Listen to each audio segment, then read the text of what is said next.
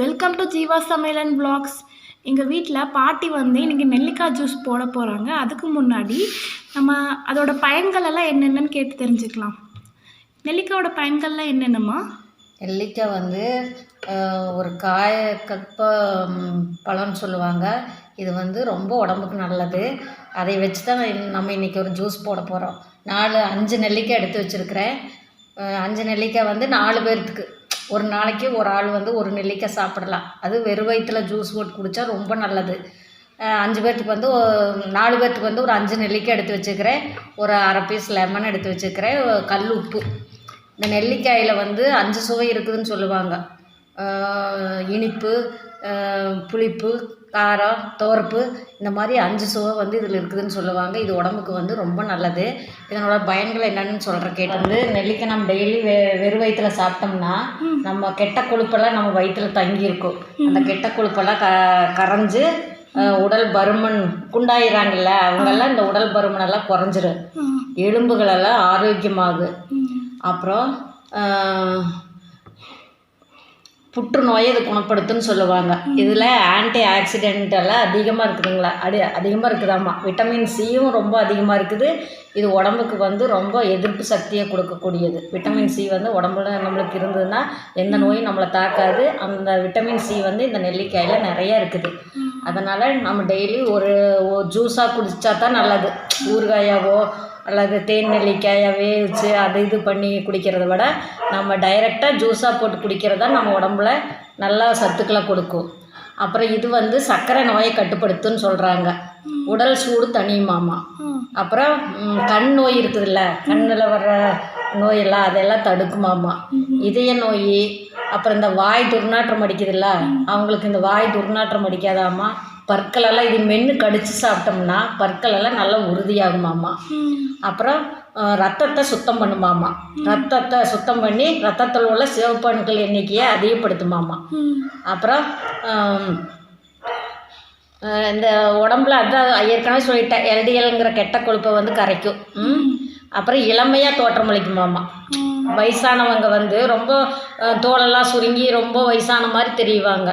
ஆனால் இந்த நெல்லிக்காய் டெய்லி சாப்பிடும்போது இந்த தோலில் உள்ள சுருக்கங்களெல்லாம் ஒரு 50-60 வயசுக்கு மேலே ஆகிட்டால் இந்த தோலெல்லாம் ரொம்ப சுருக்கம் வந்துடும். அந்த சுருக்கமெல்லாம் நீங்கி நல்லா இளமையாக தோன்ற மாதிரி இருக்குமாம்மா. முடி உதிர்வை தடுக்குமாம்மா. முடி உதிர்வை தடுத்து நல்லா முடியை வளர வைக்குமாம்மா. இந்த மாதிரி நிறைய நன்மைகள் இருக்குது நெல்லிக்காயில். அதனால் நீங்கள் இதை பற்றியெல்லாம் நல்லா தெரிஞ்சுக்கணும். டெய்லி ஒரு டம்ளர் நெல்லிக்காய் ஜூஸ் குடிச்சின்னா போதும். வெறும் வயிற்றில் எல்லா நோய்களும் கட்டுப்படும். நம்மளுக்கு உடம்புக்கு நல்லா ஆரோக்கியமாக இருக்கும். அதனால் இந்த நெல்லிக்காயை வந்து பழங்காலத்துலேருந்தே இந்த நெல்லிக்காய் ரொம்ப பேர் பெற்றது.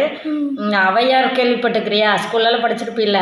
அந்த ஔவையார் வந்து அதியமானோட அரசவைக்கு போகும்போது அதியமான் வந்து ஔவையாருக்கு நெல்லிக்காய் கொடுத்து தான் வரவேற்றாராமா. அப்படி பேர் அந்த இலக்கிய காலத்திலேருந்தே இந்த நெல்லிக்காய் வந்து ரொம்ப பேர் பெற்றது. அதனால் நம்ம இந்த மாதிரி நெல்லிக்காயை டெய்லி ஜூஸாக போட்டு சாப்பிட்டு பயன்படுத்துவோம். இப்போ எப்படி ஜூஸ் போடுறதுன்னு பார்க்கலாமா? இப்போ நெல்லிக்காய் வந்து நம்ம சின்ன சின்ன துண்டுகளாக அறுத்துட்டு அரைச்சிக்கலாம். எப்படின்னு காட்டலாம். சின்ன சின்ன துண்டுகளாக நெல்லிக்காயை அறுத்து எடுத்துக்கலாம். நடுவில் வந்து இந்த மாதிரி கொட்டை இருக்கும். இதை நம்ம சின்ன சின்ன துண்டாக அறுத்து எடுத்துட்டு அந்த கொட்டையை எடுத்து போட்டுடலாம். நெல்லிக்காய் வந்து சிறு சிறு துண்டுகளாக அறுத்துட்டோம். இதை மிக்ஸி ஜாரில் போட்டு நம்ம அரைச்சிக்கலாம். ஃபஸ்ட்டு வந்து நம்ம தண்ணி ஊற்றக்கூடாது. சும்மா ட்ரையாக தேங்காய் துருவல்லாம் அரைக்கிறோம்ல, அந்த மாதிரி ட்ரையாக அரைச்சிக்கிட்டு அப்புறமா தண்ணி ஊற்றிக்கலாம். கொஞ்சமாக உப்பு போட்டுக்கலாம். நிறைய உப்பு வேண்டாம். கல் உப்பு தான். கல் உப்பு யூஸ் பண்ணால் ரொம்ப நல்லது. அதனால் கொஞ்சமாக கல் உப்பு போட்டுக்கலாம். இப்போ வாங்க அரைச்சிட்டு வந்துடலாம். எப்படி அரைக்கிறதுன்னு பார்த்துக்கலாம். இப்போ வந்து நம்ம துருவி எடுத்துட்டோம். துருவின மாதிரி தேங்காய் துருவல் மாதிரி துருவி எடுத்துட்டோம். இதை வந்து நம்ம மிக்ஸி ஓட விடக்கூடாது. பல்ஸ் பண்ணுற மாதிரி அடித்தோம்னா இந்த மாதிரி துருவல் கிடைக்கும். அப்போ இப்போ வந்து கொஞ்சம் எலுமிச்சஞ்சாறு கலந்துக்கலாம். ஒரு டம்ளர் தண்ணிக்கு ஊற்றி மறுபடியும் அடிச்சுக்கலாம்.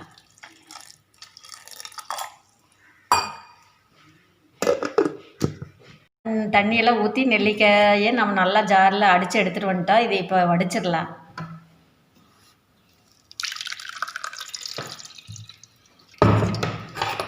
இப்போ இப்போ ஸ்பூனை வச்சு இப்படி நம்ம அழுத்தி விட்டோம்னா அந்த தண்ணியெல்லாம் கீழே போய்க்கும்.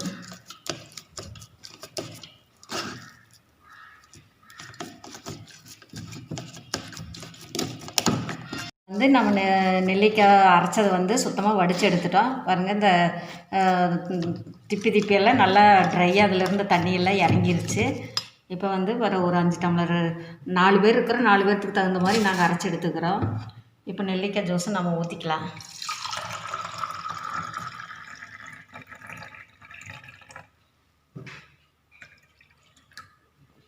இதுபோல் நெல்லிக்காய் ஜூஸ் செஞ்சு நீங்களும் குடிச்சிட்டு அதனோட பயன்களெல்லாம் பெறணும்னு சொல்லி நான் கேட்டுக்கிறேன். இதோட இந்த வீடியோ முடிச்சுக்கலாம். ஃப்ரெண்ட்ஸ், இந்த வீடியோ உங்களுக்கு பிடிச்சிருந்தா லைக் பண்ணுங்கள், கமெண்ட் பண்ணுங்கள், மறக்காமல் ஜீவா சமையலை சப்ஸ்கிரைப் பண்ணுங்கள். தேங்க்ஸ் ஃபார் வாட்சிங்.